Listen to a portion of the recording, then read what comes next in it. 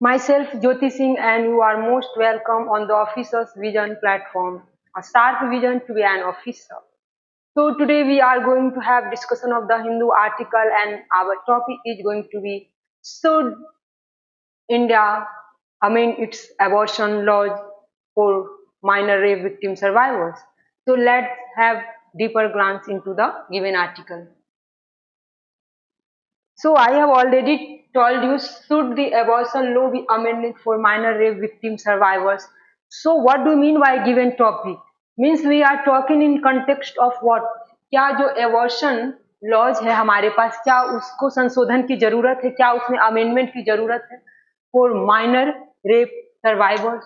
सो minor mean below 18 years. So हमारा core theme जो है आज का टॉपिक का, the discussion revolve around whether India's abortion laws, especially for minor rape survivors, need reform to ensure safer, quicker and right-based access to abortion services.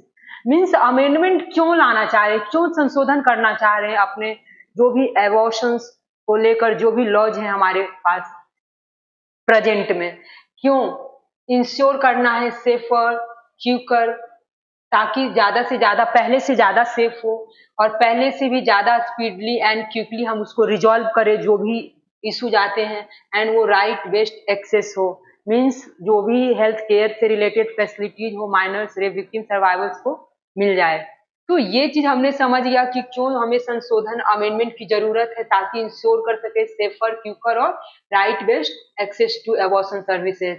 अब हम देखते हैं कुछ क्या बोलता है existing legal framework in India. मतलब अमेंडमेंट तो हम उसी चीज का करते हैं ना, जो चीज अभी एग्जिस्टिंग में जो भी हमारे पास एबॉर्शन लॉज को लेकर जो भी मेरे पास लॉज है, कानून है, क्या उसमें जो हम चेंजेस लाना चाहते हैं वो एक तरीके का किसमें लाना चाहते हैं हम, जो एग्जिस्टिंग लीगल फ्रेमवर्क है अभी प्रेजेंट में, जो हमारा एग्जिस्टिंग लीगल फ्रेमवर्क है related to abortion. Let's have understanding. Abortion in India is governed mainly by Indian penal code. तो इंडिया में जो हमारा एबॉर्शन है, एबॉर्शन का जो लॉ है वो किससे गवर्न हो रहा है, व्हाट किससे गवर्न हो रहा है हमारा, तो mainly Indian penal code IPC. अब उसको भारतीय न्याय संहिता भी बोलते हैं. तो एक तरीके से आईपीसी और भारतीय न्याय संहिता जो प्रोविजंस है, जो प्रावधान है, उसके तहत जो एबॉर्शन का लॉज है वो हमारा चलता है. अब देखो जो आईपीसी और भारतीय न्याय संहिता का जो प्रोविजन है वो क्या कहता है, क्रिमिनलाइजेज एबॉर्शन इन जनरल. जनरल में अगर हम बात करें तो एबॉर्शन जो है क्रिमिनल ऑफेंसेस है एज पर आईपीसी, जो एग्जिस्टिंग लीगल फ्रेमवर्क है हमारे पास एबॉर्शन को लेकर. So now let's move ahead. Medical termination of pregnancy MTP act 1971, ये क्या प्रोवाइड करता है एमटीपी. तो ये 1971 का जो एक्ट है एमटीपी का, वो प्रोवाइड्स करता है exceptions where abortion illegal. Means MTP act 1971 में हमको एक्सेप्शन दिया गया है जब हम एबॉर्शन को लीगल कह सकते हैं इन दैट केस. तो वो क्या एक्सेप्शंस है, क्योंकि आईपीसी और भारतीय न्याय संहिता में तो हमें क्रिमिनलाइज्ड कर दिया गया है. मतलब जनरल में अगर हम देखें तो एबॉर्शन को हम क्रिमिनलाइज्ड कर दिए, किसमें, भारतीय न्याय संहिता और आईपीसी के प्रोविजंस में. बट जो हमारा मेडिकल टर्मिनेशन ऑफ प्रेगनेंसी 1971 का जो एक्ट है उसमें कुछ एक्सेप्शंस की बात की गई है कि कुछ ऐसा केसेस होगा जो एक्सेप्शनल है, उस केस में हम जो है एबॉर्शन को लीगल मानकर चलेंगे. तो let's understand the MTP amendment act 2021. अब देखो 1971 का MTP act, we are having 1971 का MTP medical termination pregnancy act. अब उसमें भी अमेंडमेंट आया, तो कौन सा है, किस ईयर में आया, 2021, 2021 में आता है. And then what we have done amendment in 2021. So increased abortion limit from 20 weeks to 24 weeks for a specific category. अब देखो इसमें हमने क्या किया, इंक्रीज कर दिया. जो लिमिट था 20 वीक्स के अंदर आपको अबॉर्ट कर लेना है, पहले का जो हमारा एमटीपी था, अब हम उसमें क्या अमेंडमेंट कर दिए कि अब वो 20 वीक्स के लिमिट को बढ़ाकर हमने 24 सप्ताह कर दिए, तो 24 वीक्स कर दिए किसी किसी स्पेसिफिक कैटेगरीज में, जब क्रिटिकल कंडीशन हो या कोइटस एबनॉर्मलिटीज का केस आ गया. In that case include survivors of rape, minors, differently abled women. तो इसमें किसको किसको इंक्लूड कर रहे हैं, जो सर्वाइवर्स है रेप का उनको, और माइनर्स को, and differently abled women, means एक तरीके से जो डिसेबल्ड है, सक्षम नहीं है शारीरिक तौर पे, उनके लिए भी हम इनमें प्रावधान रखे हैं 2021 में। Now move ahead, requires opinion of doctors. अब यहाँ पे डॉक्टर्स का भी ओपिनियन जरूरी हो गया है। और allows termination beyond 24 weeks only in case like sewer foetal abnormality. अब हम टर्मिनेशन को बियॉन्ड 24 वीक्स भी हम कर सकते हैं अगर फोइटल एबनॉर्मेलिटीज का केस है। मतलब फोइटल एबनॉर्मेलिटीज का मतलब आप क्या समझे, जहां पे जो मतलब कहीं ना कहीं जो क्रिटिकल इश्यूज आ गया, लाइक वो मदर के लिए, और आगे वो जो फोइटस है उसमें कहीं ना कहीं जो वुमेन है उसके हेल्थ के लिए वो सही नहीं है कंसीव करना, कैरी करना उस प्रेगनेंसी को आगे। इन दैट केस, उस केस में हमको फोइटल जो एबनॉर्मेलिटीज है उसको ध्यान में रखते हुए हमको उसको टर्मिनेट कर सकते हैं बियॉन्ड 24 वीक्स भी। तो ये सब में हमें डॉक्टर्स की ओपिनियन की जरूरत होती है। सो अब हम देखते हैं सुप्रीम कोर्ट का क्या पोजीशन है। अब देखो, हमने मेडिकल टर्मिनेशन प्रेगनेंसी एक्ट 1971 में देख लिए, मेडिकल टर्मिनेशन ऑफ प्रेगनेंसी जो है हम 2021 का देख लीजिए जो अमेंडमेंट हुआ, और अब हम देख रहे हैं कि सुप्रीम कोर्ट का पोजीशन क्या है इस चीज को लेके, अबॉर्शन के लेके। द सुप्रीम कोर्ट 2022 जजमेंट, 2022 के जजमेंट में सुप्रीम कोर्ट कहता है, रिकॉग्नाइज्ड किया कि reproductive autonomy as a part of article 21 right to life and personal liberty. This is very important from prelims point of view and mains point of view. तो ये कह सकते हैं कि जो एबॉर्शन है, राइट टू हैव एबॉर्शन, क्या वो आर्टिकल 21 का पार्ट है? यस, सुप्रीम कोर्ट रिसेंटली इसको रिकॉग्नाइज्ड किया है कि एबॉर्शन जो है ये आर्टिकल 21 में शामिल होगा। क्यों? क्योंकि आपको कहीं ना कहीं रिप्रोडक्टिव ऑटोनॉमी होना चाहिए, whether you want to continue that pregnancy और not, that should be left to the pregnant women, not state interference should be done. तो ये एक इंडिविजुअल का ओपिनियन होना चाहिए कि whether she want to continue that pregnancy और not in that case. तो इसी को रिप्रोडक्टिव ऑटोनॉमी कहेंगे। So unmarried women also have abortion rights. जो अनमैरिड वुमेन है उनको भी एबॉर्शन का राइट्स है, ये सुप्रीम कोर्ट का कहना है। और decision making should primarily rest with the pregnant women. तो अगर प्रमुख तौर पे देखें तो ये जो डिसीजन है कहीं ना कहीं कि whether she want to continue that pregnancy और नॉट, ये किस पे छोड़ा गया है? जो प्रेग्नेंट वुमेन है एज पर सुप्रीम कोर्ट, क्योंकि आर्टिकल 21 में इसको कहीं ना कहीं रिप्रोडक्टिव ऑटोनॉमी के तहत लेकर चल रहे हैं, तो हमें कहीं ना कहीं प्रेग्नेंट वुमेन की ही डिसीजन मेकिंग पावर देना होगा। Now problems faced by minor rape victims, delay due to what? क्या क्या माइनर रेप विक्टिम्स को प्रॉब्लम आता है, और इसको हम देखने की प्रयास करेंगे कि डिले किन कारणों से होता है। ट्रोमा एंड स्टिग्मा, कभी कभी बहुत ही ज्यादा ट्रोमा, सदमा लग जाता है, और बहुत ज्यादा डिप्रेस्ड और बहुत ज्यादा एंजाइटी हो जाता है due to social pressure, peer pressure, family pressure, बहुत तरीके का प्रेशर आ जाता है, और इस तरीके से ट्रॉमा कहीं ना कहीं क्रिएट कर देता है ऐसा इंसिडेंट। और ये कहीं ना कहीं सोशल स्टिग्मा भी अटैच्ड है, लांछन। बार बार लोग रियलाइज कराते हैं कि कहीं ना कहीं महिलाएं जो वुमेन है वो कहीं ना कहीं अच्छे से सही से कपड़ा नहीं पहनी, अच्छे से उन्हें चलना नहीं आता है, उनके ही हरकतें सही नहीं रही होगी, तो she will be blamed at the end by the society. So why women should be blamed here? So only perpetrator and rapist who has committed such a heinous crime, such a brutal crime, he should be blamed categorically, completely. And our collective conscience here work, जो हमारा collective conscience है वो justice की बात करना चाहिए for victims rape survivor, ना कि उसको बार बार स्टिग्मा और इस तरीके का टॉर्चर करें mentally, physically, emotionally. No, no need to do all those things with rape victim survivors. Lack of awareness, delay इसके कारण भी होता है कि कभी कभी अवेयरनेस ही नहीं होता है कि when she got pregnant. So in that case, due to lack of awareness, what kind of rights she has been given in Article 21, these all things is not in awareness of minor rape victim survivor. So due to lack of awareness भी delay हो जाता है। Delay in detecting detecting pregnancy, pregnancy कब conceive किया इसका भी detection right time bound manner में नहीं हो पाता है समय रहते, तो इसके कारण भी प्रॉब्लम होता है। Poor access to health care facilities, कभी कभी जो हेल्थ केयर फैसिलिटीज है उसका प्रॉपर एक्सेस नहीं होता है, specially below middle class and poor class who can't afford even 3 times, if they are suffering from such a brutal crime, if they have suffered from such a brutal crime, then she won't be able to approach even a proper adequate health care facilities, I would say. Many cases cross the legal gestational limit before action can be taken. कभी कभी तो बहुत case में जो legal gestational limit है वो भी cross कर जाता है। तो ये जेस्टेशनल लिमिट है क्या, हमारा जेस्टेशनल लिमिट है क्या एक तरीके से, तो ये जो जेस्टेशनल लिमिट है हमारा, इसमें जो फोइटस का जो ग्रोथ है, प्रोसेस है, उनका ग्रोथ को कहीं ना कहीं हम यहाँ पे पोर्ट्रे करते हैं, यहाँ पे दिखाते हैं कि 1 मंथ में कितना ग्रो हुआ, फोइटस का कितना ग्रोथ हुआ, फिर सेकेंड मंथ में, थर्ड मंथ में।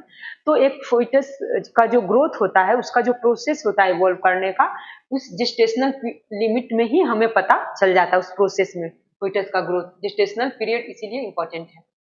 अब आते हैं कि डॉक्टर्स का भी यहाँ फियर है कि ये क्रिमिनल लाइबिलिटी है, कहीं ना कहीं doctors are also in constant fear कि ये एक प्रकार का क्रिमिनल लाइबिलिटी है। अगर if they will help minor rape victim survivor, then they will have to go through the some criminal procedures and they will have to face some prosecution. So out of fear they won't come forward for helping that rape victim survivor. So police involvement, obviously criminal liability and also associated police involvement. So sometimes due to this kind of issues, they don't come forward for helping these rape minor survivors. And now move ahead. Confusion between MTP Act and POSCO Act. So we will understand the medical termination of pregnancy in that what we have understood and POSCO. Like what do you mean by POSCO?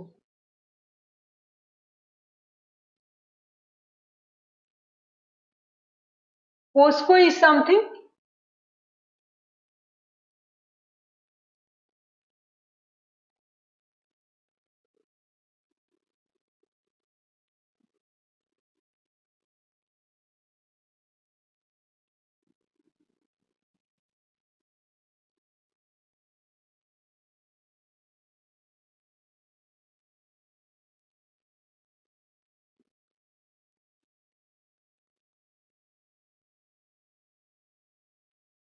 So let's understanding of you know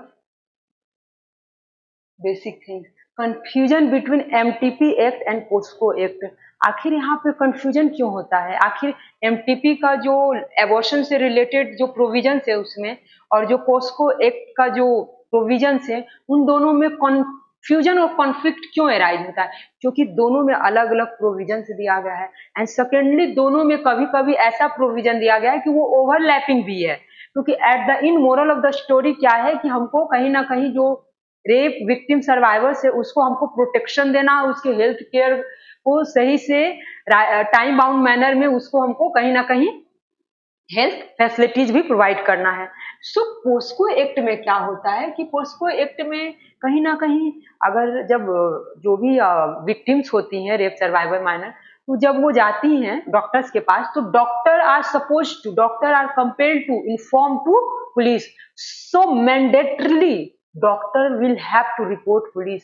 तो कभी कभी जो rape minor victim survivors होती हैं वो सोचती हैं कि हमारा आइडेंटिटी डिस्क्लोज हो जाएगा पब्लिक डोमेन में।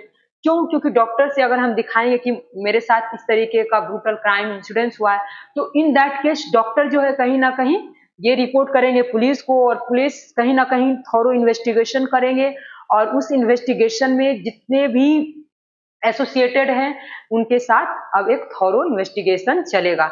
तो एक तरीके से आइडेंटिटी का डिस्क्लोजर होता है, ट्रॉमा होता है, स्टिग्मा होता है, लांछन, सदमा, बहुत तरीके का इश्यूज इन्वॉल्व होता है। And let's understand conflict between medical termination pregnancy act and POCSO act. Conflict भी होता है, कॉन्फ्लिक्ट भी होता है, कंफ्यूजन भी होता है, क्योंकि दोनों का कहीं ना कहीं लॉज है, प्रोविजन है, वो डिफरेंट है। पॉस्को जो है चाइल्ड के लिए स्पेसिफिक होकर बात करता है,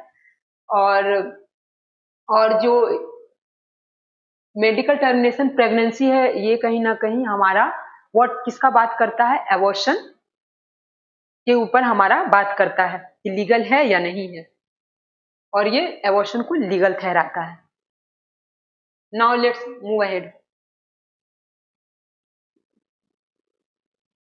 अब देखो, mandatory reporting of sexual offences involving minors. Minors का अगर सेक्सुअल ऑफेंसेस है तो कहीं ना कहीं मैंडेटरी है रिपोर्टिंग करना। अब देखो क्या इश्यूज है। इफ माइनर सिक्स एबॉर्शन, अगर माइनर एबॉर्शन कराना चाहती है तो उस केस में doctor must report to police. अब doctor already I have told you, doctor को रिपोर्ट करना ही पड़ेगा पुलिस को। और this discourage minors from seeking safe medical care. Even basic जो मेडिकल केयर होता है ना, उसके लिए भी माइनर्स को करेज नहीं हो पाता, वो ऑलरेडी डिस्करेज है। तो उत्साहित है कि मैं कैसे पुलिस के पास अप्रोच करूं। कहीं ना कहीं आइडेंटिटी का डिस्क्लोजर का इशू है, और fear of identity disclosure and legal proceeding. अगर यहाँ पे वो जाती हैं तो एक तरीके का आइडेंटिटी भी डिस्क्लोजर हो सकता है, और एक लीगल आगे का जो प्रोसीडिंग्स है वो सब भी कंटिन्यू करना पड़ेगा पुलिस को। अब डिबेट क्या है टाइम लाइन लिमिट्स को लेके, आर्गुमेंट क्या है फॉर रिलैक्सेशन टाइम को। अगर रिलैक्सेशन की बात करें तो उसको लेके क्या है, minor rape victims often realise pregnancy late. पहले तो माइनर रेप विक्टिम को पता ही नहीं चलता कि प्रेगनेंसी कब कंसीव किया। Every cases is unique. हम हर केस को यूनिक तरीके से लें, क्योंकि हर किसी का बैकग्राउंड, बॉडी का एंड सोसाइटी, जिस जगह से वो बैकग्राउंड से बिलोंग करते हैं, हर जगह का अपना अपना अलग सिनेरियो होता है। तो every cases is unique in itself, and clinical judgement should matter more than rigid time limit. अगर 24 वीक्स, 20 से 24 weeks medical termination of pregnancy का जो 2021 में आया है, उसमें 24 वीक्स को हमने कर तो दिया है एबॉर्शन का जो लिमिट है time period. In that case जब हमारा डॉक्टर ओपिनियन देगा कि यहाँ पे फोइटल एबनॉर्मलिटीज है, तो हम उस केस में उनका कहीं ना कहीं लिमिट बढ़ा दिए हैं। बट ये एक तरीके का रिजिड नहीं होना चाहिए टाइम लिमिट। ये क्लिनिकल जजमेंट जो है, डॉक्टर्स का क्या ओपिनियन है, क्लिनिकल रिपोर्ट क्या आता है, फोइटल एबनॉर्मलिटीज का क्या कंडीशन है, क्या इश्यूज है, उन सबको ध्यान में ही रखकर हमें करना चाहिए। क्योंकि फ्लेक्सिबिलिटी रखेंगे तभी health care, adequate health care maintain हो पाएगा सर्वाइवर्स का। Post continuation violates dignity and body autonomy. Obviously हम किसी को भी प्रेगनेंसी कंटिन्यू करने के लिए फोर्स नहीं कर सकते हैं। That should be very individual and personal opinion, and she pregnant woman should be given what decision making power. At the end she will have to continue that pregnancy, and she is going to suffer mentally, physically, if she is having some fetal abnormality. So whether she want to continue or not, that should be left on pregnant woman. Argument for regulation. अब देखो argument regulation के लिए क्या है, late term abortion involve क्या क्या है। Late अगर हम करते हैं एबॉर्शन, हायर मेडिकल रिस्क होगा। 24 वीक को अगर हम सरपास करते हैं तो उस केस में मेडिकल रिस्क बढ़ जाता है, इथिकल कंसर्न्स भी आ जाता है, क्योंकि जो फोइटस होता है वो काफी ग्रोथ हो जाता है। इसके कारण एक इथिकल डायलिमा भी हो जाता है कि आप एलाइव जीव को आप डिस्ट्रॉय कर रहे हो। तो एक इथिकल कंसर्न है। नीड फॉर स्पेशलाइज्ड इंफ्रास्ट्रक्चर भी हमें चाहिए होता है उस केस में। Need for right based framework. आप देखो राइट बेस्ड फ्रेमवर्क की हमें क्यों जरूरत पड़ती है, एक्सपर्ट इसके लिए क्या आर्ग्यू करते हैं। Moving from criminal law approach to reproductive justice framework. अब देखो, अब हमने आईपीसी और भारतीय न्याय संहिता में एबॉर्शन को हमने क्रिमिनलाइज किया इन जनरल, पर MTP medical termination of pregnancy 1971 में इसको हमने लीगल किया कुछ एक्सेप्शंस देकर। ओके, ये लीगल है। और उसके बाद जो है हमने ये देखा है जो ये क्रिमिनल लॉ अप्रोच है, ये सही तरीका नहीं है कि एबॉर्शन, अगर if someone want to do abortion then in that case हम उसको क्रिमिनल लॉ कह दें और उसको पनिशमेंट दे दें और इथिकली उसको एक तरीके से वायलेटर मान ले, ये सही नहीं है। सही क्या होगा, रिप्रोडक्टिव जस्टिस फ्रेमवर्क को हम फॉलो करें कि whether she should be given what bodily autonomy, reproductive autonomy, whether she want to continue और नॉट। ये प्रेग्नेंट वुमेन के ही ऊपर छोड़ देना हमारा क्या होगा, रेशनल होगा। Easier access to safe abortion, और easier access to safe abortion होना चाहिए। रिड्यूस्ड स्टिग्मा, स्टिग्मा जो अटैच्ड है, लांछन नहीं होना चाहिए। इसको एक तरीके से हमें जो सफर कर रही हैं, जो भी इस चीज को झेल रही हैं, जो भी रेप सर्वाइवर विक्टिम, उनके साथ हमें खड़े होने चाहिए और उनको अपलिफ्ट करना चाहिए, उनको मोटिवेट करना चाहिए एक नया जीवन जीने के लिए, और उनको डिमोटिवेट नहीं करना चाहिए। कोई एक मतलब एक तरीके का एक्सप्लॉइटेशन मेंटली इमोशनली नहीं करना चाहिए। वो ऑलरेडी ब्रेक डाउन है, उनको एक कंफर्ट और एक तरीके की कुशन और एक तरीके की इमोशनल सपोर्ट की जरूरत होती है। बेटर मेडिकल इंफ्रास्ट्रक्चर हमें देना ही होगा, क्लियर गाइडलाइंस को डॉक्टर्स को देना होगा कि अगर कोई भी माइनर रेप विक्टिम सर्वाइवर्स आए तो आप पहले डॉक्टर्स को तो रिपोर्ट करेंगे ही, फर्स्ट आप उसको प्रॉपर हेल्थ केयर से जोड़ेंगे और उसको आप ट्रीटमेंट शुरू करेंगे। उसके साथ कोई भी इन ह्यूमन और एक तरीके का इनसेंसिटिव तरीके का बिहेवियर नहीं करेंगे जो मानवता के खिलाफ हो। Ethically morally that should be judicious. तो एक तरीके से विक्टिम के साथ हमें होना पड़ेगा। जिस्ट क्या है, एक तरीके का India allowed abortion under the MTP act but abortion remains criminalised outside it's condition. देखो, एमटीपी में तो अलाउ किए हैं बट आईपीसी में तो अलाउ नहीं है ना। Minor rape survivors face delay due to trauma, stigma और लीगल प्रोसीजर इतना ज्यादा हो जाता है कि इस चक्कर में जो रेप सर्वाइवर विक्टिम्स है उनका कोई अपना हेल्थ केयर ही इंश्योर नहीं हो पाता है क्विकर तरीके से और राइट बेस्ड मैनर में।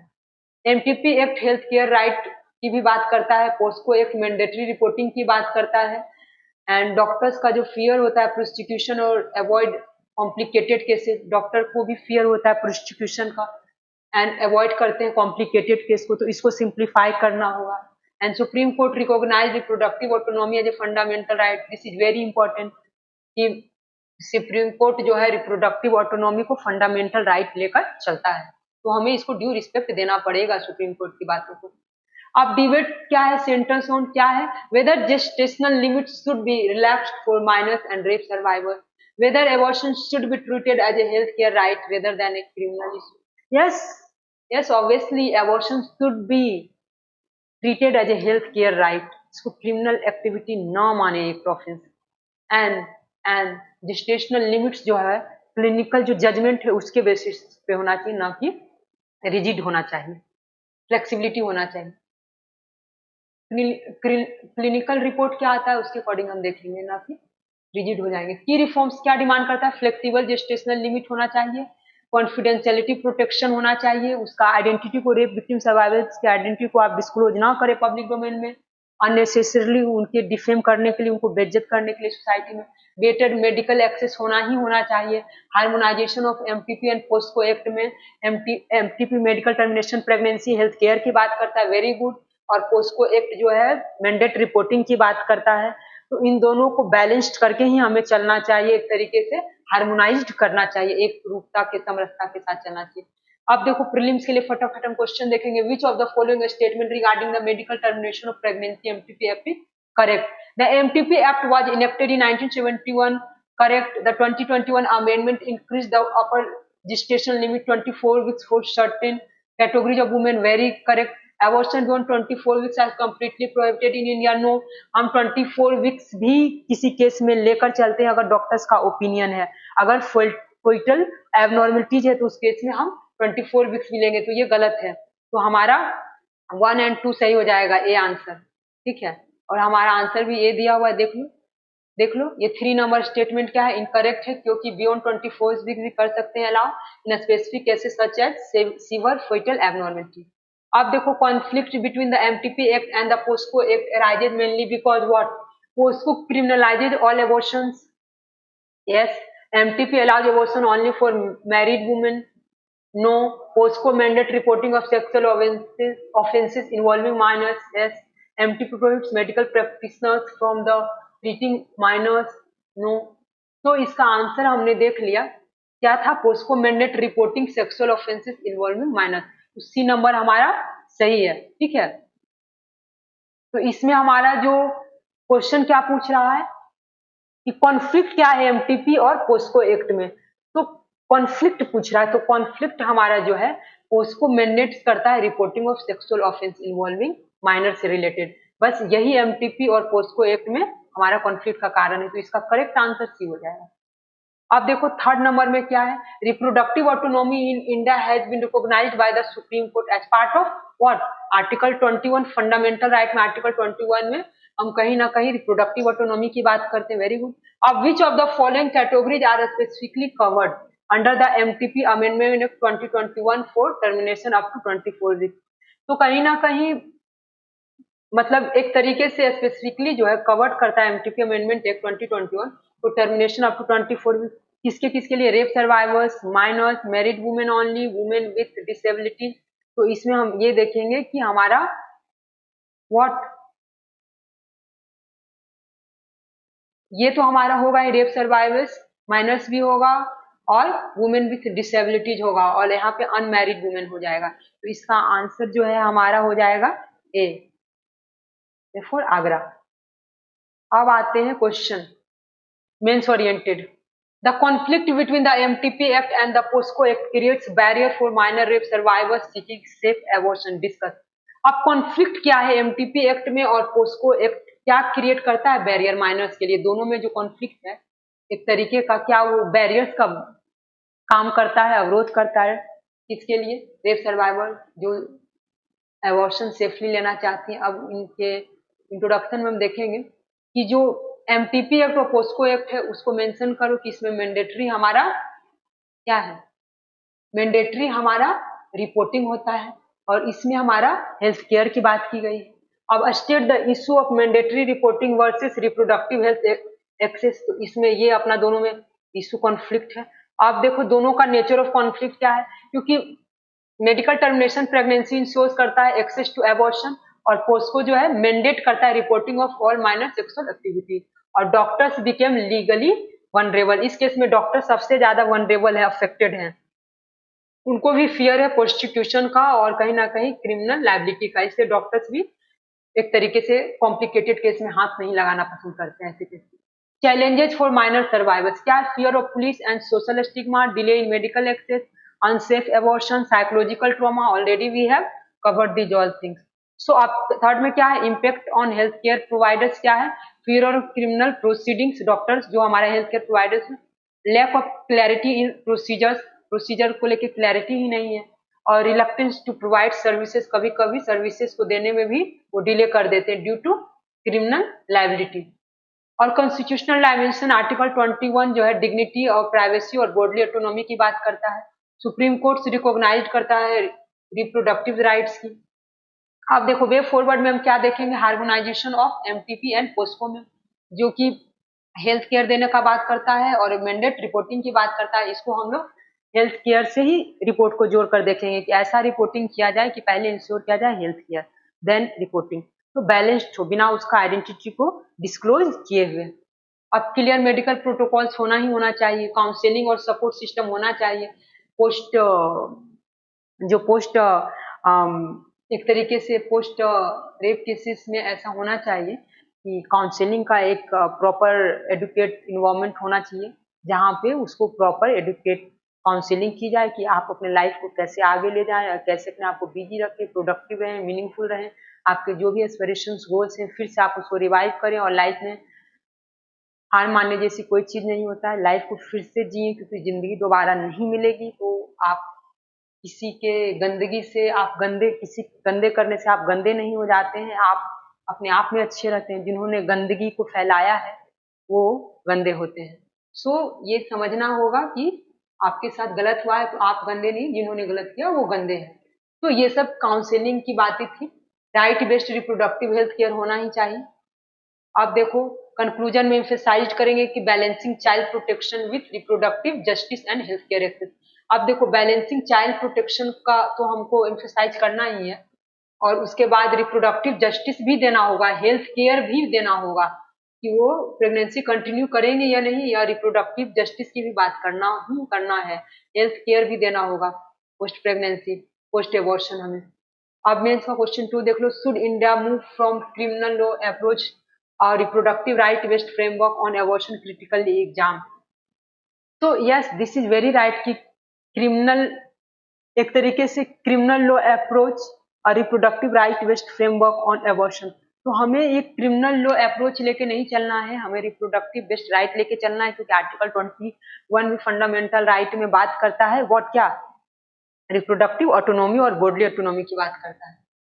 सो एक्सप्लेन करना करेंट जो ड्यूअल फ्रेमवर्क है, क्रिमिनलाइजेशन अंडर आईपीसी बीएनसी में जो हमारा एबॉर्शन को क्रिमिनलाइज रखा गया है, और एक्सेप्शन एमटीपी में क्रिएट किए कि लीगल एबॉर्शन हो सकता है, कुछ कुछ एबॉर्शन जो है लीगल हम कह सकते हैं, बट उसका एक्सेप्शन का बात किस में किया गया है, एमटीपी में एबॉर्शन को लीगल लेकर।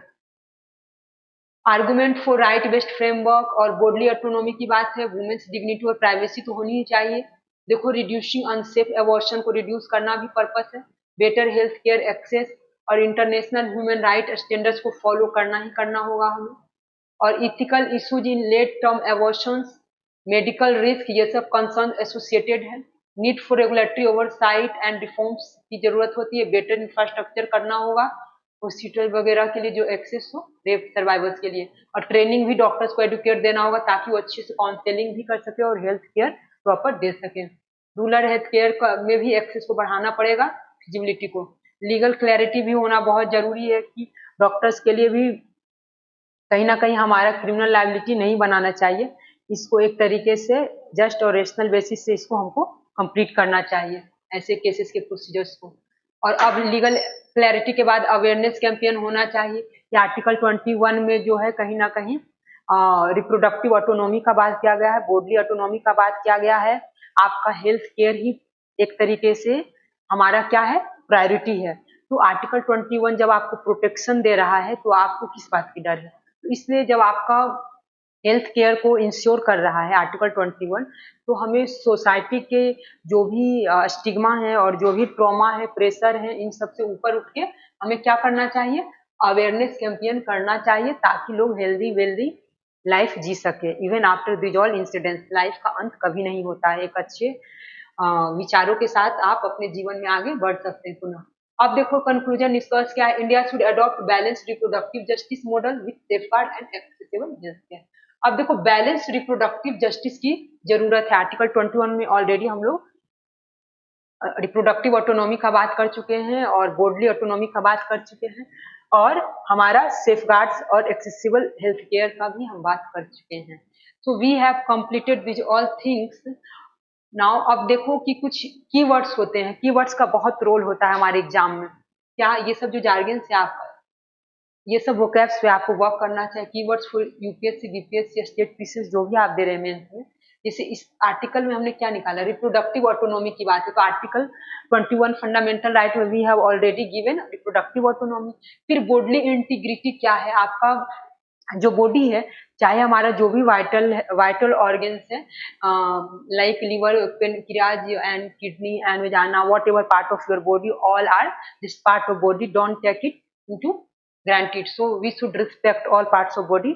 ओके, सो बॉडी का एक इंटीग्रिटी, अस्मिता होनी चाहिए, अपना एक डिग्निटी मेंटेन करना बहुत जरूरी है, कोई भी इसको वॉयलेट नहीं कर सकता। आर्टिकल 21 में ऑलरेडी रिप्रोडक्टिव ऑटोनॉमी का बात कर चुके हैं। रिप्रोडक्टिव जस्टिस की भी बात करता है कि जो जेस्टेशनल लिमिट है और विथ इन दैट लिमिट हमको एबॉर्शन के लिए जाना चाहिए। अगर अवेयरनेस ही नहीं है तो हम जाएंगे कहाँ से। तो इन दैट केस हमें अगर क्लिनिकल जो जजमेंट और रिपोर्ट आता है उसको कंसिडरेशन में रखेंगे, ना कि रिजिड लिमिट तय कर देंगे कि 24 वीक्स है, जैसा कि मेडिकल टर्मिनेशन ऑफ प्रेगनेंसी 1921 में हमने इस तरीके का प्रोविजन रखा था कि 24 वीक ही हम जाएंगे अगर डॉक्टर्स का ओपिनियन होगा। बट बियॉन्ड उससे भी हमारा जो अगर कोई फोटल एबनॉर्मलिटीज है तो हम उसको ध्यान में रखेंगे। तो इस तरीके का बैकग्राउंड माइंड में रखें, मेंटल एक्सरसाइज करें इन सब कीवर्ड्स के साथ। जेस्टेशनल लिमिट्स बता चुके हैं कि जो फोइटस होता है उसका जो ग्रोथ होता है, एक प्रोसेस होता है, हर मंथ में कितना कितना फोइटस का ग्रोथ होता है, उसमें जेस्टेशनल लिमिट्स होता है कि 24 वीक्स में इतना ग्रोथ हो चुका है, अब इसका एबॉर्शन नहीं हो सकता है। तो इस तरीके का एक डॉक्टर्स का भी ओपिनियन आता है कि वो हेल्थ के लिए बहुत ही एक डेंजर जोन में डाल सकता है, तो वो उसको ध्यान में रखना होगा। हमें सेफ एबॉर्शन एक्सेस बहुत जरूरी है, मैंडेटरी रिपोर्टिंग भी बहुत जरूरी है जो कि पोस्को एक्ट में बात किए हैं, राइट बेस्ड फ्रेमवर्क भी बहुत जरूरी है, और health care accessibility is very utmost important for any rape survivor और इवन फॉर एनी ऑर्डिनरी और normal human beings also. Gender justice होना ही चाहिए, चाहे मेल हो या फीमेल हो, जेंडर न्यूट्रलिटी हमको मेंटेन करना चाहिए. These all are part of constitutional morality. We all are abide by constitution. No one is the above of constitution. So whatever we have been uh, given provisions in the acts, we should obey that act, and we should not violate, and we should not violate dignity of women as well. We should not defame women as well, because women should be given highest respect. So she should be given dignified life environment. So thank you very much.